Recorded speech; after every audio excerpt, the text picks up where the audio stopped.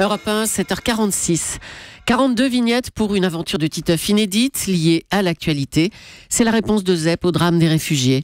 Le dessinateur de Titeuf est votre invité, Thomas, pour l'interview vérité d'Europe 1. Bonjour Zep. Bonjour. Jusqu'à présent, Titeuf nous a toujours fait rire, toujours amusé. Là, il nous fait pleurer, il est confronté à la guerre.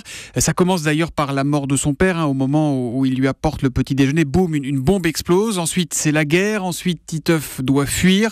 Pourquoi ce cri, Zep ?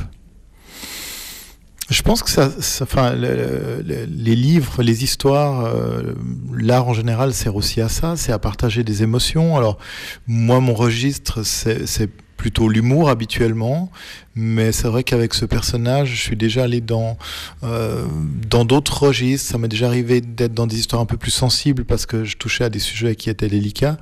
Et là, je trouvais que le sujet se prêtait pas à rigoler. Et j'ai commencé cette histoire sans vraiment savoir où j'allais. J'ai fait ça sur une journée, voilà, en commençant cette histoire de guerre, qui est une histoire quotidienne en fait. Titeuf part à l'école et voilà, simplement, il est dans un quotidien différent du sien. Alors il croise en allant à l'école son ami Manu, il lui dit « Arrête Manu, t'es pas mort, sa maîtresse meurt également », il a peur, il finit par fuir.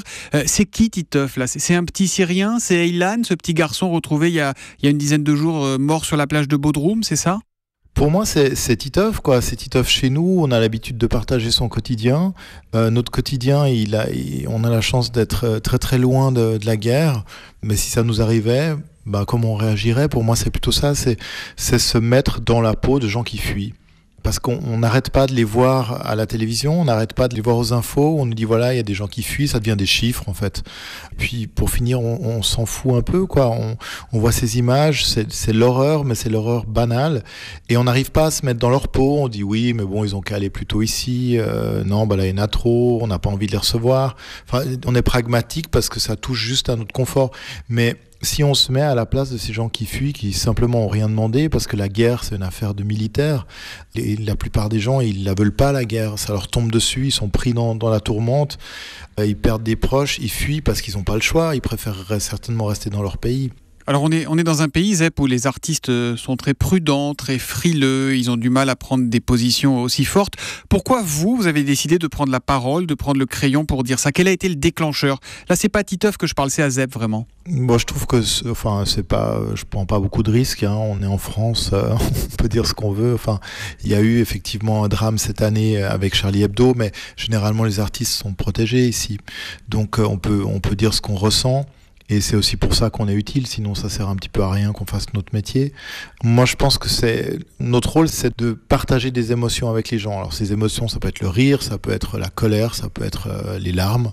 Et là, moi, j'ai posté cette page, je l'ai terminée vraiment la boule au ventre, donc je me rendais compte que, pour moi, en tout cas, elle portait quelque chose d'émotionnellement fort. Je l'ai postée juste au moment où je l'ai terminée mardi soir. Et je suis parti le lendemain parce que j'étais en tournée, j'allais dédicacer à Lyon. Quand je suis rentré, j'ai vu que cette page avait été partagée des centaines de milliers de fois et qu'il y avait énormément de témoignages de gens qui l'avaient lu, qui étaient touchés. Et je trouvais assez génial de voir que voilà, des gens avaient lu une histoire de Titeuf et me disaient qu'ils avaient pleuré, alors qu'effectivement, Titeuf, vous avez raison, d'habitude, c'est pas là qu'on l'attend, mais ce sont aussi des émotions qui sont importantes, parce que c'est des émotions qu'on a besoin de sortir dans ces moments-là. Beaucoup d'enseignants veulent pouvoir utiliser cette page. Vous leur donnez votre accord, vous les encouragez même ? Bien sûr, je trouve que, comme toujours, Titeuf a souvent été utilisé aussi pour parler de l'adolescence, du rapport aux parents, du racket, de la sexualité.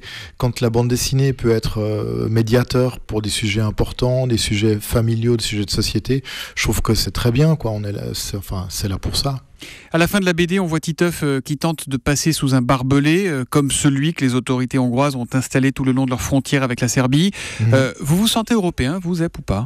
Mais oui, bien sûr, je me sens européen, mais au-delà de européen, je me sens humain, c'est-à-dire que face à des situations comme ça, je pense que c'est important qu'on se rappelle de notre humanité. Et ça vous fait honte, ça vous met en rage ? Comment vous réagissez quand vous voyez qu'aujourd'hui, dans l'Union européenne, on installe des kilomètres et des centaines de kilomètres de barbelés ?